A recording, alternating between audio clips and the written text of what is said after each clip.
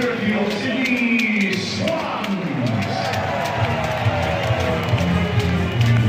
Cheer, cheer the red and the white, honour the name by day and by night. Welcome back to A Bevy of Bloods, a fan podcast of the Sydney Swans Football Club. So to all you loyal Swans out there, you just can't get enough of the red and the white. Fluff up your tail feathers and settle in for a potentially biased yarn about all things to do with our beloved Bloods. While our loyal Swans are marching onwards to victory.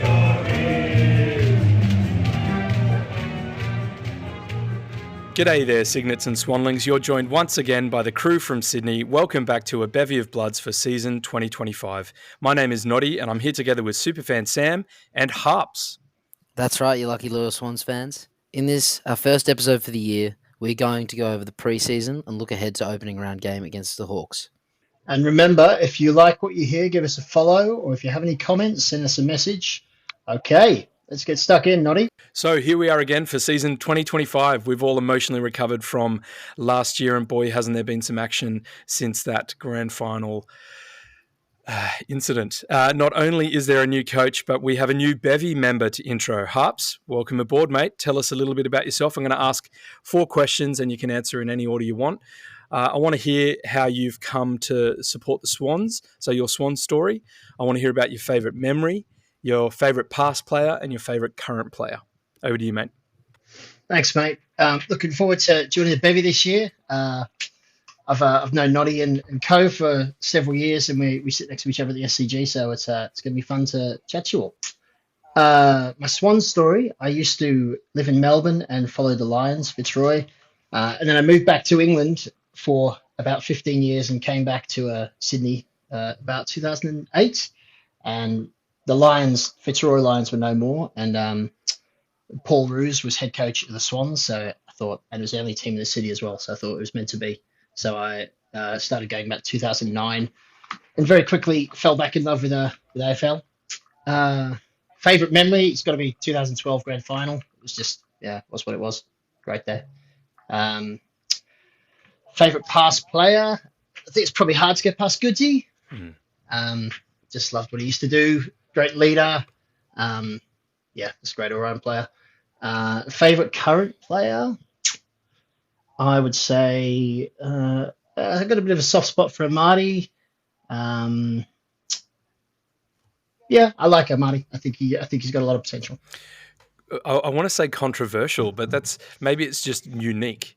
That's a point of difference. I don't know if I've heard many of our group members say that Amadi is their favourite player, but I love it. I love the support there. Awesome, mate. Well, thanks again for joining, and you're going to be helping out this year, and we're excited to have you on, and love that accent and love your passion, and really glad you're obviously behind the Swans these days, and looking forward to it, mate. Now, I did mention we have a new coach. Obviously, this is somewhat old news, but I think we can just touch on it, maybe our reactions, our feelings at this point in the year. Over to you, Sammy. How are you feeling about how it was all announced, and obviously, the amazing legacy that Horse has provided, and then Cox, how's he looking, and how's he, going to go over his 4-year stint? Look, I got to say, initially I was very disappointed. I really thought that Horse could have one more crack, sort of like what Ken Hinkley's doing at Port. As much as that day will haunt us all forever, and I'm sure it'll haunt the players and coaches a lot more, but I still just think that we had such a good year, and he really should have given it one more crack, but he didn't, and he waited until after the trade and free agency period, which I found very strange timing. However, moving on from that, and a few months later, definitely accepted it. I think our preseason results have shown that it's looking good. There's been a lot of content of what Cox is doing, so it seems good. So, from here it's onwards and upwards, and not looking back, and just looking forward and being positive about it. Nice one. Are you of a similar opinion, Harps? How have you found Coxie so far? I really liked Horse. I thought a lot was made of his grand final record, and it doesn't surprise me, but I went through all 5 of those grand finals, and I didn't think the losses were his fault. I thought he should have a wonderful legacy at the Swans. He rebuilt the team several times, great atmospheres, great sense of belonging around the club as well. So I was sad to see him go, but equally, I just think you had to change at the stage we're at. I just don't think you could have left it as was. Um, and also, I don't think he's the kind of man to do things by half. So I think he would have made the decision himself as opposed to external parties or other people at the club. Yep. I don't know much about Cox. I'm looking forward to what he does. From what I've seen on the training ground, he seems to run him pretty hard, which I'm a fan of. So yeah, just excited to see what he's like. I think it's good he's got the history, working with Horse as well already. He knows the club very well, so that's a great start. Yeah, definitely. He's certainly had time under Horse, and he's come through and speaking as the new head coach, and I think he's very clear with the players. He's obviously an amazing ex-player himself, and I just think the messaging he's put forward is easy to understand. I think it'd be really easy for the guys to get behind him as well. Seems very supportive, a really good people person as well. Obviously, Horse set the tone for that, and Horse is still around the club in his role. But yeah, I'm certainly excited. And as Sammy already touched on, we had a pretty decent preseason. We'll get into that in a second. So yeah, really excited for the time ahead, and yeah, big things, I think. Yeah, very excited. In terms of other footy department changes, I think the other big one to speak about there is Jared McVeigh becoming the new VFL coach, and pretty consistent elsewhere. I'll just do a quick recap on the trade, draft, and list situation just for shits and giggles. So obviously everyone knows we lost Parker and Constanti to North. Reed retired. We delisted Arnold, Mago, McAndrew, and Vickery. McAndrew is now with the Crows, so that's going to be an interesting one to watch. We all know how rucks leave our club and go on to do pretty good things. In terms of who we drafted through the national rookie drafts, we picked up Datoli, Bowman, Bice, Riak, Andrew in the national, and Laidler, Peyton, Francis, and Hamling in the rookie. And for those interested, we've got 36 on the primary, 6 in the rookie A, 2 in the rookie B to round out our 44 registered with Docklands. In terms of other talking points, fresh off the press, Corey Warner has extended for a further 2 more years. So, question without notice, Sammy, does this help to keep Chad for at least 2 years It or has beyond? to. It has to. Yeah. Yeah. So great move, and Corey looked good the other night. So I don't see why not. Yeah, he did look good. He did look good. Yeah, primed. He's had a very big preseason, very fit, obviously, and he's worked hard on that pressure forward role. I've also seen we've given Chad a 2-year extension offer as well to take him to free agency rather than a long-term deal, which is probably another option on the table as well. But just to try and entice him any way we can. Definitely, it sounds like there was a variety of options provided. So yeah, I think if we can get him through for another couple of years, that will help him. I think it opens up his ability to get a probably even bigger contract, but it also keeps us with one of the league's most exciting players for the next couple of years. So a couple of other talking points, won't linger on it. Obviously, Caden Cleary suspended for 2 games. Can't wait till he's back from round 2 onward, because he was looking really, really good at the end of last year, and he had a pretty big preseason as well. Obviously, we're going to talk about Errol at great length.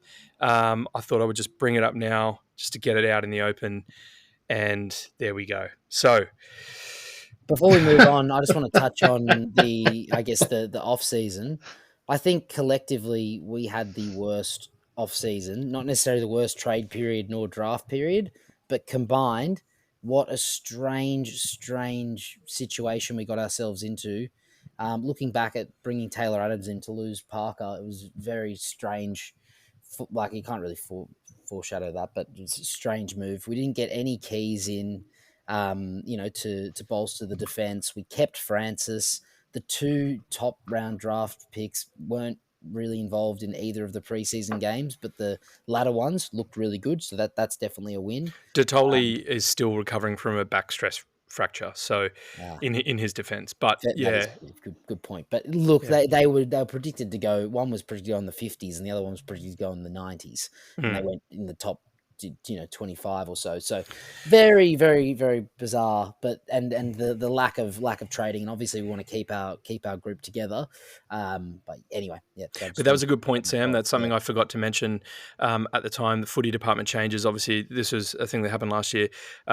Kinnear Beatson stepped back from main list manager to, and I think it was Chris Keane took over. So that was his first outing, and we all made note at the time that Coxie was in the room and Horse wasn't, and then obviously in hindsight that made sense with the way things played out. But yeah, I agree with you, mate. I was disappointed that we didn't seemingly fire a shot, but like you can kind of see what we've done in rookieing Francis and Hamlin, keeping that depth there, and backing in Melly.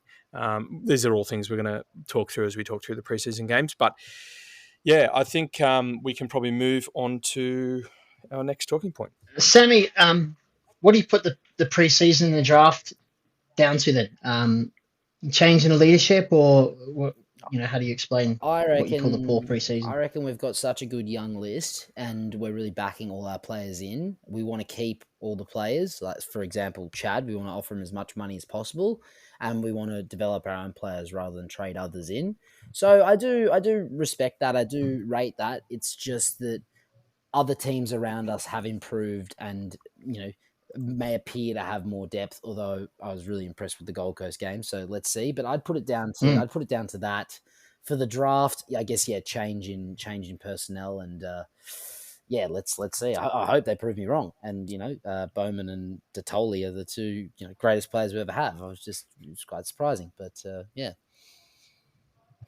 It is. Sorry, Noddy, you go. I was just going to add to that. It's interesting. Yeah, it's a lottery. You don't really know. Obviously, Chad was taken at 40, and I think Parker was the same spot in the draft. You just never really know. But then you look at Constanti. He was our first round pick a couple of seasons ago, and he's already out the door without having debuted. So. And Detoli seems to be a similar kind of player. So, but you never know. He might be able to go more into the midfield once his back is feeling better. And Bowman, by all accounts, is that X factor sort of Will Hayward type role. So yeah, you never know, Sammy. As you say, you never know. But it just seemed a bit weird at the time because it felt like we were screaming out for keys. But and there were keys available, and there were heaps of keys available, like heaps. But but anyway, we're here. As I said, we're registered already. The list is set in stone, and this is us for the year. So we have looked good this preseason. I agree, and a young team. So who do you boys fancy this season? Who do you think is going to have a good year? I'll take this first one, Sammy. We touched on Corey a couple of times. Like he's looking fit and primed. He's had, by all accounts, a very good preseason. He was charging through the 2Kers. Obviously, as was Errol, Mills, Roberts, and Cleary.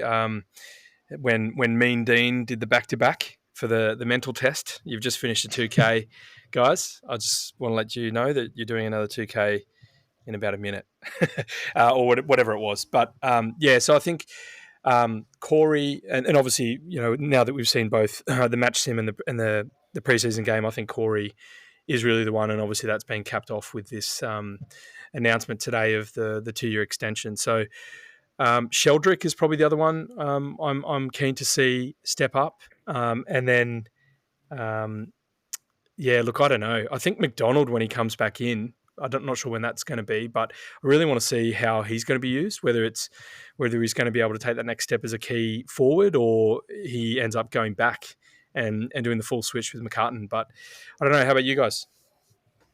Well, I was thinking Corey. I really have liked what I've seen of Braden Campbell as well. He didn't impact on the scoreboard against the Suns like he did against the Giants. But I loved him and Corey's link up play against the Suns was awesome. I don't know. I think he's just carrying the form on from the back end of last year when he came back into the team. Yeah. I think it's a really good point. He was absolutely on fire in that match sim against the Giants. So obviously, Amati kicked 6 and Campbell 4. It was a pretty good hit out as well. We saw McCartan and Wicks play in those new positions that had been spoken about since the end of last year or early this year. And they both, I think while Wicks looked a bit better in the match sim, McCartan had a pretty hard day at it, but he allowed Amati to have a crazy good day. And we obviously rested a few stars that game. Lloyd, Cunningham, Papley, McDonald, to mention a few. But yeah, we just looked really good. We ended up beating them by 50. And as the day wore on, I think the rain set in. It was a bit of one of those days out there at Tramway. But yeah, it was certainly a pleasing first hit out of the year. But Sammy, I know you've put some points together for the Suns preseason game. Give us your thoughts on that, mate. And we'll obviously Harps and I will chime in when we can. Yeah, well, look, I thought it started off, pretty strong with the mark from Taylor Adams. That was an awesome mark and took Mac Andrews out of the game, unfortunately for him. Errol was on fire. He had a assist and a goal in 4 minutes. It was very high intensity and pressure from the get-go and throughout the game. We had 5 scoring shots in the first 4 minutes, so we really came out of the blocks firing, which is something we really couldn't do last year, so that was good. Aaron Francis handballed it to the boundary line, which led to Errol's injury. So thanks, Aaron Francis. Come on now. Hang on a second. That was... Hold on. That injury, that could have happened any time, that injury. Starting the year as we finished it last year. We can't blame No, Francis. in all fairness, he actually didn't have that bad a game. He had some horrible kicks as per Aaron Francis does, but that was probably his worst action there, which, unfortunately led to a very, very unfortunate injury to Errol, which... just why did we even bother playing him? But good point. We rested Chad, Haynes, Ramps, and Melly. And I guess I was thinking about this, Sam, because we actually chatted about this. Do you think Errol was just like, no, I'm playing? I mean, he was given captaincy, right, for that game? Probably. Yeah, so it wouldn't surprise me. But wouldn't surprise me. Yeah. From how we did, I mean, we really controlled the game. As I mentioned, high pressure, and we were really good in the contest.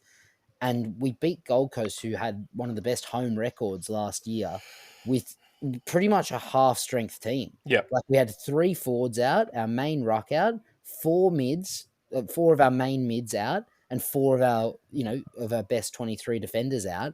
And we dominated them. I thought there were really good signs from all the young players. Tommy McCartan had a great game up forward. He was competing. His work up the ground was great. His scoring was good.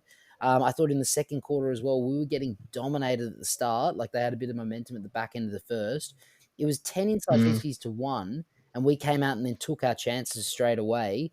So I thought it was really, really good. I really liked, seeing the young guys, Hanley. God, I don't know who these guys are. Hanley is Tom Papley in disguise. I know he literally is, yeah. looks like he's his doppelganger. Yeah, but I thought Bice was good, but even just all the midfield as I thought Sheldrick was good. I thought Adams was good. I thought Jordan was really good. I thought, as I mentioned, Corey and Braden just linked up so well so many times. It was just really good. I thought the clangers of it is obviously playing Errol. I thought our goal kicking accuracy is just something that again sort of creeped up, and we didn't really have a whole lot of pressure on us because it's a preseason game. It doesn't really matter. I think we could have done better there. I didn't understand the fixturing either. Why are we getting a 7-day break and getting stuck in the Gold Coast on a Friday night, leading to 6 days when Essendon, Richmond, Crows and Dogs, Essendon are actually in there, so fair enough. They're in the opening round. But Richmond, Crows and Dogs aren't there, and they're playing before us. It's so strange. And GWS and Gold Coast, to be fair. If there's 4 games happening early, which there were, it should be the teams in opening round playing each other. It would have made more sense for us to be playing, the Suns earlier, the Cats, the Bombers, or the Pies. And I mean, for the Pies, I would have been advocating for that, because then they would have had an extra. We may as well have stayed in Sydney, had an extra week to acclimatise, and get that win against the Giants in the first round. So I thought that was a clanger. But all in all, we won the first 3 quarters and we lost the last quarter by 1 point. So it was a really good 4-quarter performance. I loved the young guys. It was really good. Yeah, a lot of positives. I agree. Quite like the look of Bice doing some kick-ins there. Really sharp kick. Another fantastic left footer. Peyton had a pretty good role. Hamling, I just think Hamling looks way sturdier than Francis. If you have to have a depth, if someone has to come in and fill a role, for me, it's probably Hamling over Francis. But I don't know. Wicks and Florent and Robbo looked really good on the halfback as well. I thought Wicks really provided some punch and drive there. Yeah, McCartan as a forward.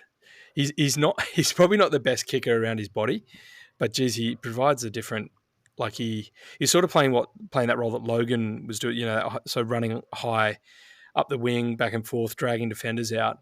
But just on probably after first hit out, I don't want to say more effectively, but he seems stronger or something, doesn't he? He just Yeah, Noddy, we were talking about this pre-game because I mm, had some questions, mm, but we got three, 2.5 very tall, very strong key forwards already, with experience under their belts now.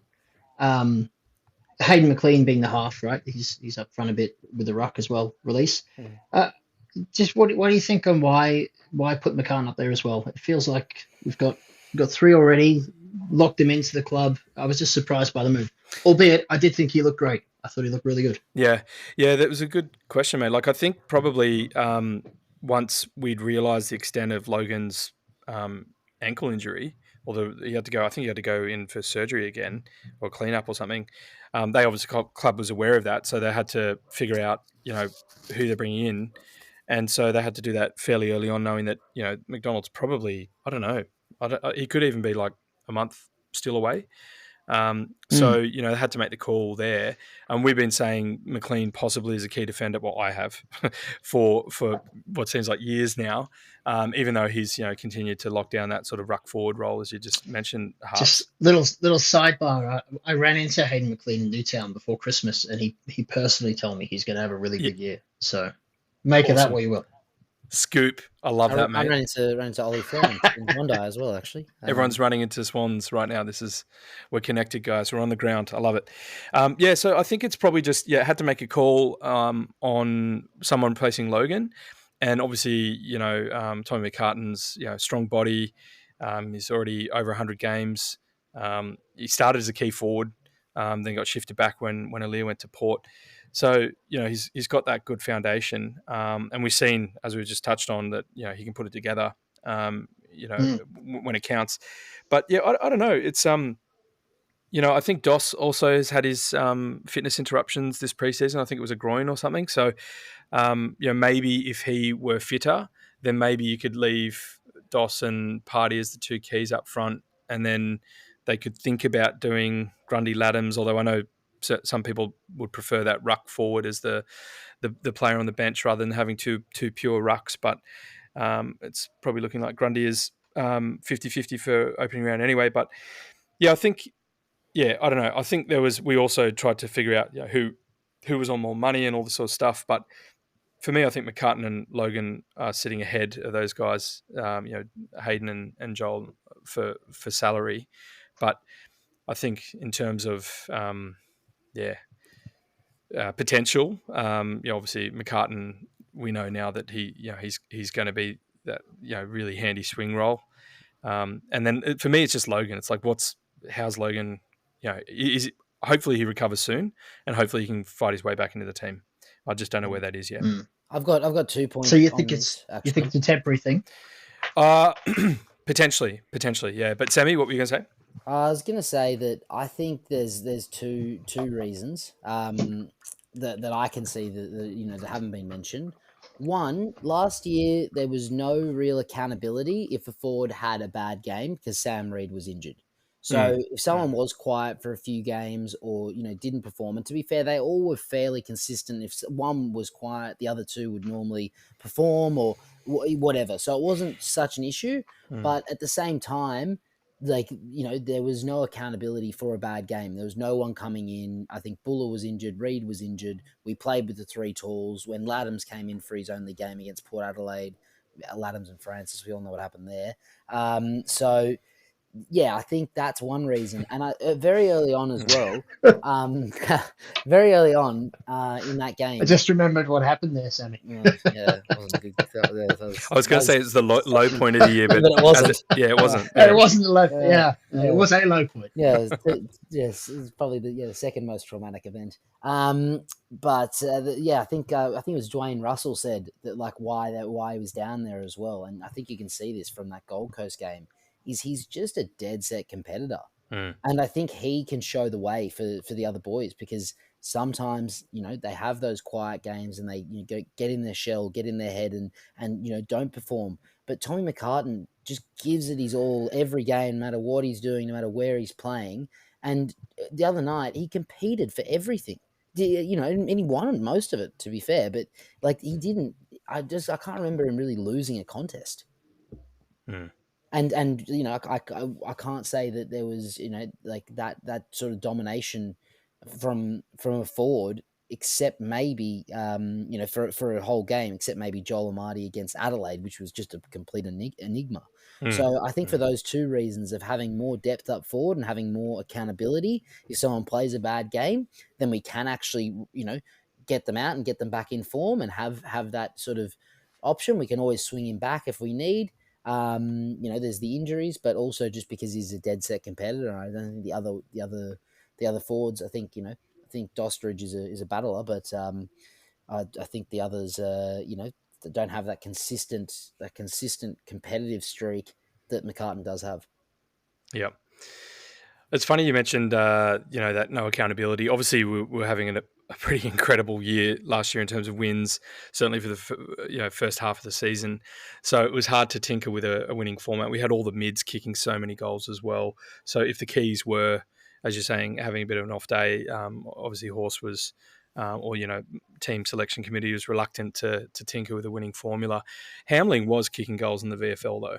And I mean, that was sort of a surprise that he was being put forward at that point in the year. But I guess Edwards was still had a clean bill of health, and Francis was the other tall down back there, not to mention Snell. So yeah, it's an interesting one. On top of that, though, but in that stretch where we lost, what was it, 6 out of 7 or 5 out of 6 or whatever, we didn't, in that was the time where we should have probably made some changes and given some opportunities, and we didn't. So with McCartan in that team, or has the ability to go up forward, then we probably have a little bit more versatility to do that and to get players back in form via the VFL rather than just sticking with the same team because we don't have the versatility or the confidence. Yep, it's a good point. This is a little bit off topic and it's a little bit of a Noddy rant, but I've just got to say the new Suns Guernsey is the worst fucking rebrand in sporting history. It's ridiculous. Like, I don't know if you guys feel as strongly about this as I do, but we don't, mate. I don't think many people do. There was a point in time when I was like on the Suns social pages, just like trolling them. I was just like, this is, you're calling it fearless. It's nebulous. You can't even see what it is. It's red on red. One of the most impactful color combinations is yellow on red. That's why the lifeguards have it. That's what you named the Suns. That's why you're on the Gold Coast. And like, it's in their song. Was it something red, blue, and gold, blue, and red, or something in the song? I mean, it's the Gold Coast. They've effectively removed it, and now they're just the coast. So, I don't know. If you've got yellow numbers on the back and you've got Suns in yellow on your shorts, what's the thinking for the red on red, guys? I'm genuinely curious to know because I don't know how this got approved by the AFL. I think it's really strange. Like, are they now like the setting Suns or something like that? Because like the Suns is typically associated with yellow or gold or something, and I definitely don't feel as strongly about this. And red's my favorite color, generally speaking. So I have no issue with red on red personally, but it is very strange that that the Suns that probably, if they were going to rebrand, should probably go more yellow than they should red, have doubled down, literally on. All right. Let's put a stop to this. Let's move on. The logo. The logo is fine. Red on red, ridiculous. Anyway, all right. Don't hold your breath for any Gold Coast merch in the No. Yeah, I think they won't. Yeah. You're both obviously excited. So opening night Friday, what are you excited about? What's going to happen? Well, footy's back. I mean, footy is back finally. It's been a long but short off season, but yeah, we're at the beginning of another 6 months of hopefully an amazing ride. I'm just keen to catch up with you guys and soak it all in. How about you, Sammy? Yeah, I've started getting excited in the last probably 3 weeks, I think. To be honest, after I think September 29th it was, I sort of just blacked out from the footy. I really switched off. I really didn't pay a lot of attention to much going on. I was pretty heartbroken, to be honest, as we all were. But another perfect season to end like that. Oh, even though well, we're going again, so we'll see how we go. But yeah, no, I'm getting really pumped, and yeah, I just can't wait to be back in the O'Reilly and just feeling the energy, and yeah, you said what's going to happen. We don't make predictions halves. We've gone over this many times, but yeah, I think excitement. Yeah, very very excited, and very hopeful that we can go one better, and we've kept everyone in the team together, bar Lukey Parker.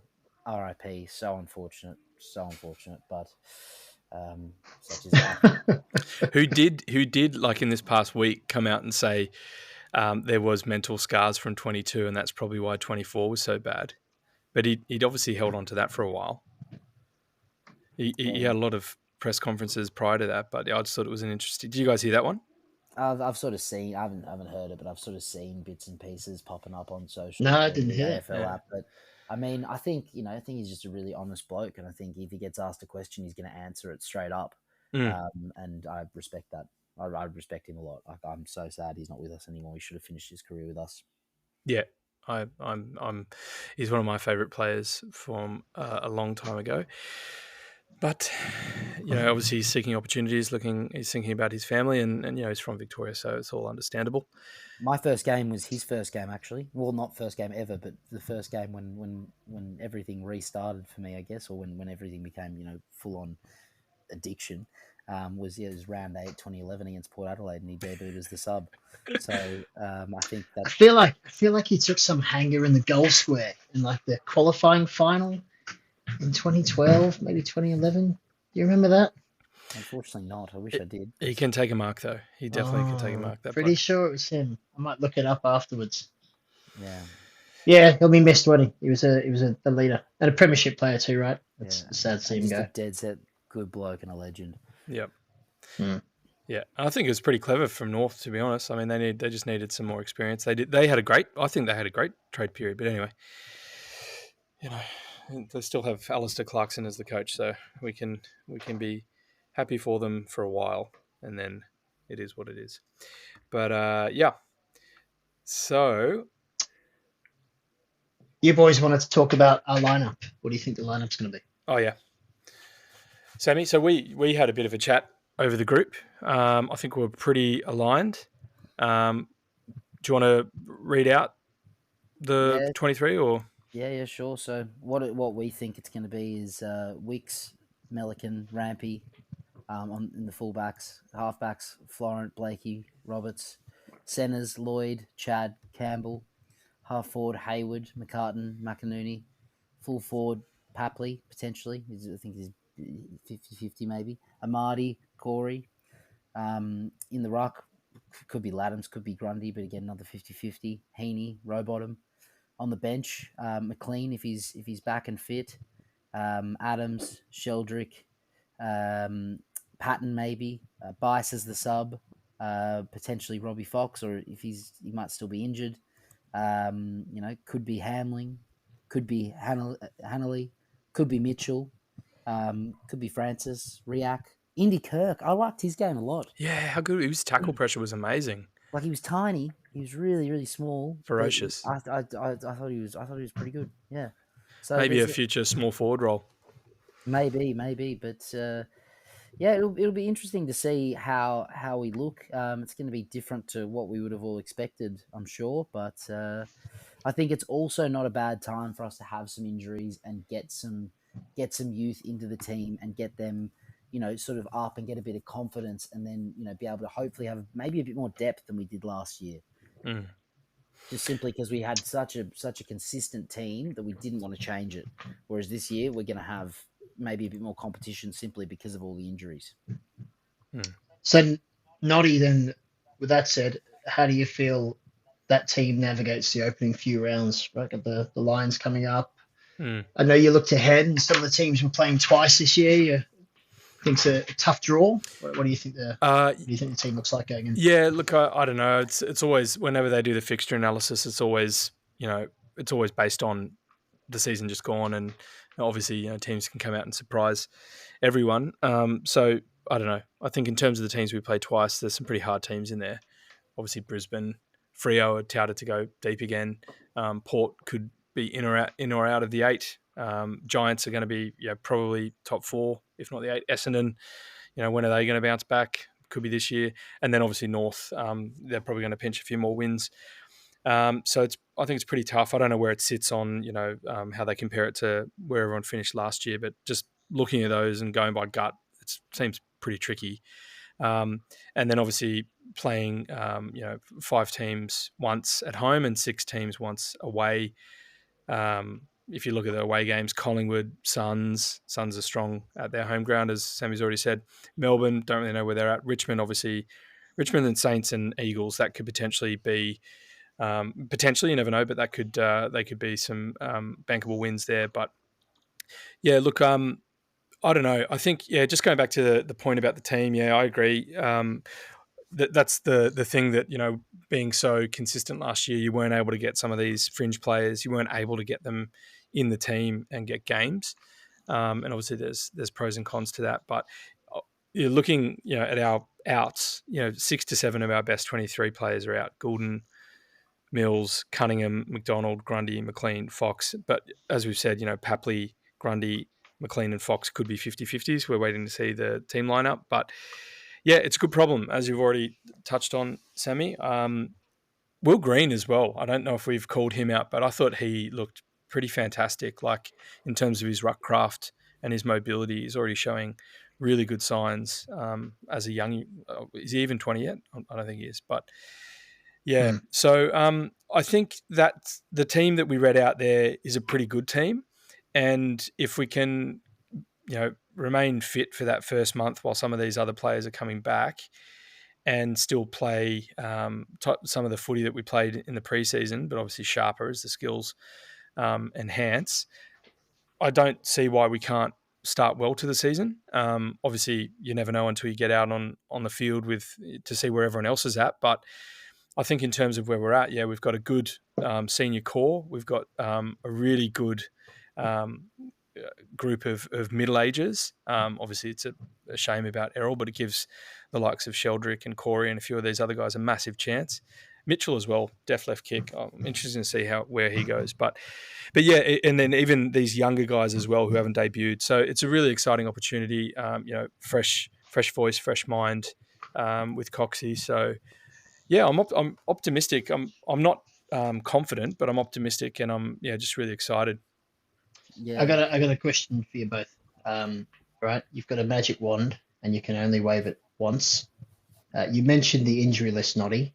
Who do you wave your wand with? Goulden. How about you, Sam? Without a shadow of a doubt, Errol. I knew you'd say that. So you could wave it twice. Yeah. Oh, if we could wave it twice. Mills. Goulden and Mills. Logan.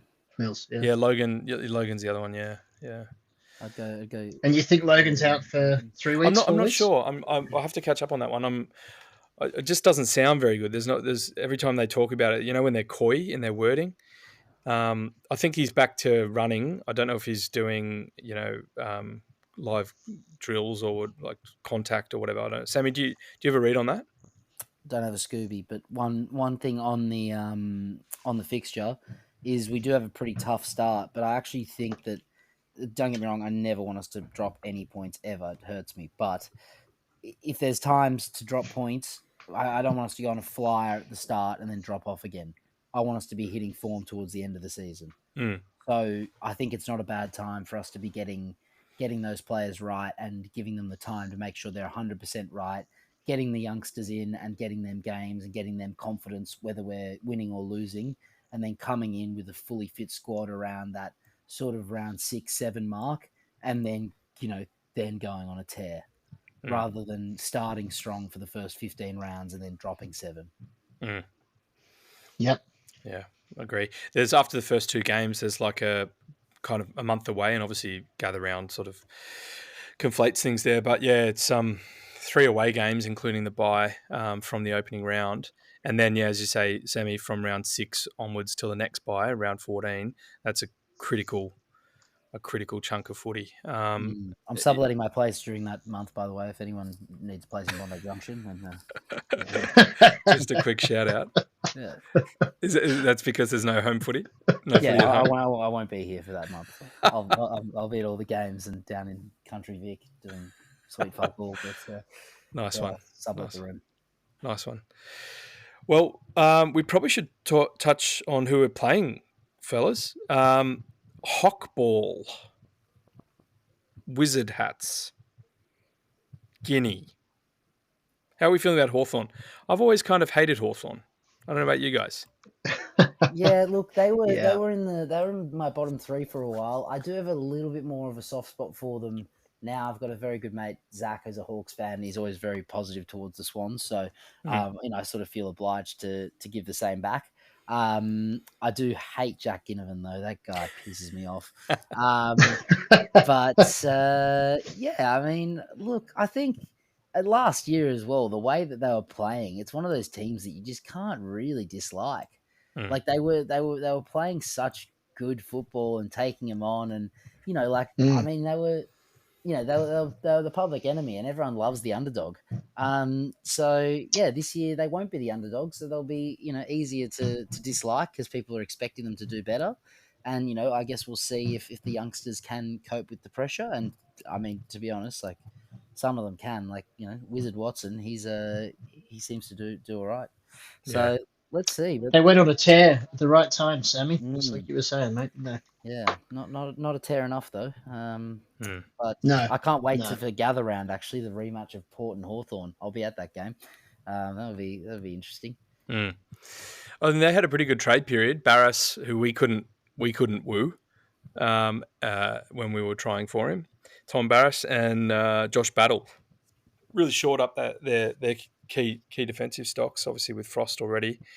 And they just obviously Frost, Sicily. They've also got Blank, who was out for the season. Yeah. So they didn't have bad options there as well. I mean, Scrimshaw's tall, Weddle's tall, Hardwick can play tall. So they're going to have a very, very tall forward line, but it's also quite tall and also nimble in a weird way. A little bit like how the Giants play. They're tall but mobile. But yeah, Kalshadir, he's got some bone stress reaction, so I think he's I don't know where he's at, but he was obviously very exciting. I don't know if he's like a father-son or an NGA or something, but he had a crazy good year last year, didn't he? So sometimes I saw him just dominate a half of football. I was like, wow, yeah. who's this guy?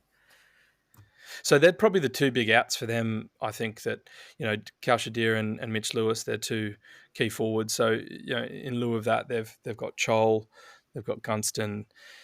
They might run with Ramsden. I'm not quite sure. But look, I think they're just with where they're at in their rebuild, they're primed. So it's going to be a very tricky game. Hopefully it can be a huge crowd first up Friday night in Sydney, champion at the bit. Are we expected to have any hurricanes or whatever's going up in Queensland? Yeah, I don't know. Is that going to hit us or Alfred? My sister lives up there, and she gives me a call before the podcast. She's like, "Just getting ready for Alfred." I was like, "Who the hell is Alfred? What are you talking about?" She's like, "Tropical cyclone." I was like, "Oh, be careful." So, Noddy, what's the plan for Friday then? If you're a Swans fan in town, where are you going before the game? Well, there's one. It's a good question, Harps, and I'm glad you asked me because there are so many pubs to go to in Sydney around the SCG. Paddington, Surrey Hills, Strawberry Hills, even the Entertainment Quarter. There's something like 30 pubs around the SCG that are always filled with Swans fans before home games. There's no one single pub that Swans fans have to go to. This is Sydney is Swan City, guys. It's our city. We're the sheriff in town here. So, you can go to almost any pub and you're able to go and have a chat to a Swans fan. So, yeah, I don't know, mate. I think probably we like to go to the Clock. There's a few other pubs that we will get to throughout the year. It just depends where you're coming from, really. If you're coming from east, then you might hit up Paddo. If you're coming from north and west, you take the train, so you're more likely to take the light rail, and therefore you can hit up Central or Strawberry Hills or even Surrey Hills if you walk up the hill. But yeah, I don't know. I'm open to suggestions. I'm looking forward to it. It's a Friday night game, so yeah. Thoughts, guys? Is there anywhere you guys want to go in particular? Well, No, variety is the spice of life, I think, when it comes to the pubs. I mean, you're right. There are dozens of pubs around the ground. idea all with a without great atmosphere. notice. Maybe you can, go and show off all the different pubs every single game. Go to a different venue before the game and I show mean, it I off. hope And I hope our plug for a sponsor, this gap for a sponsor, is being made. It's being made obvious enough for someone to pick up on it. Yeah, well, working on it, but also, it's nice to remain nimble, and sometimes we do have to switch it around. But we are trying to pick up this idea of, and this is without notice, this idea of songs, swan songs. Harps, we had a chat about this, didn't we? So the Bevy crew in the O'Reilly Rabblers, as we call ourselves, we're pretty rowdy when we go to the footy. I don't want to say unapologetically. I will apologise sometimes, depending on the crowd and the rowdiness. But yeah, we are pretty vocal, and we do obviously have a few Englishmen, Irishmen, some other expats in the crew, and we're trying to get this idea of more singing involved, up and running. So songs for different players throughout the game, obviously songs for different players when they score goals. Pretty much any kind of chanting and supporting we're big fans of. And so, yeah, the idea is as you meet up for pre-gamers and you just sort of sing and have a few beers. I haven't really fleshed Very this good. thought out in any great detail other than what I I just... thought you were gonna sing for us, Noddy. Well, I mean, there's the Logan McDonald. That's a good one. Oh, Logan McDonald. I think that might have been you guys. Was Easy that you, one. Harps? The easy one. That's a very easy one. Yeah. And so that's an example of what we're trying to build. But it's just about having a bit. Do Errol for us, Sammy. He's your favourite player. no, Chad's my favorite player, but still love a bit of Errol. We got to get one for Chad, the Chad. But anyway, so look, it's going to be. We're obviously. I'm excited. We're obviously. The minds are flutter. Where are we going to go for pre-gamers? What are we going to sing?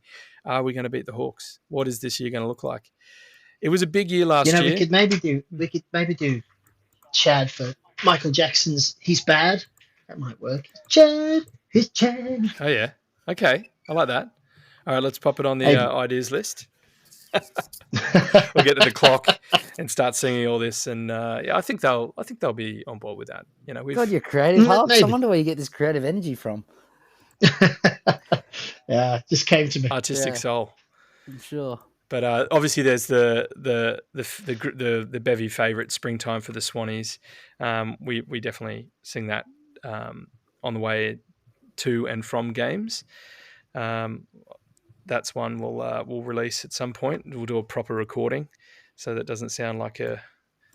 No, yeah. Yeah. Let's do it the justice it deserves. Noddy. That's right, It's a mate. beautiful song. Thank you, mate. I appreciate it. Yeah. Yeah, I think that's... Is that about us, guys? I think that's about us. Go Swans. Any other points there before we wrap up? Everyone's getting injured. We didn't mention that across the comp. There's Yeah. a lot of injuries, so it's going to be an interesting start to the season across the board. Mm. Yeah, and I think we've already touched on it a few times. We've actually, seeming like we've got pretty good depth at the moment with guys who've got AFL games experience and some of those exciting youngsters. So yeah, if we can, and then obviously that 5 to 7 list of injury. Obviously, Goulden is not looking good for the year, but fingers crossed, you never know. And hopefully Millsy comes back soon because obviously plantar fasciitis is very painful and that he won't be able to run while it's still inflamed and torn. So that's one to look at. He can't really catch a break, can he? But as we can get these guys back and we can remain competitive internally, then I think it's I'm optimistic, not confident, optimistic. Yeah. Time will tell. Time will tell, guys. But we're at the beginning of another long season, and we love the Bloods, and we wouldn't wish it for any other way. But it's going to be a fun year. Well, that brings us to the end of this episode. Thank you for listening through to the end. If you made it this far, it must mean we did something good. So be a legend and give us a like and follow. Make sure to look out for more content in the post during the week. And I think we'll probably be in the clock pre-game on Friday if you'd like to come in and enjoy some Swans chat and have a drink. Whether it be on person or on the potty, we look forward to whenever you can join us next time. But until then, Up the Bloods and can you Swans! Go Swans!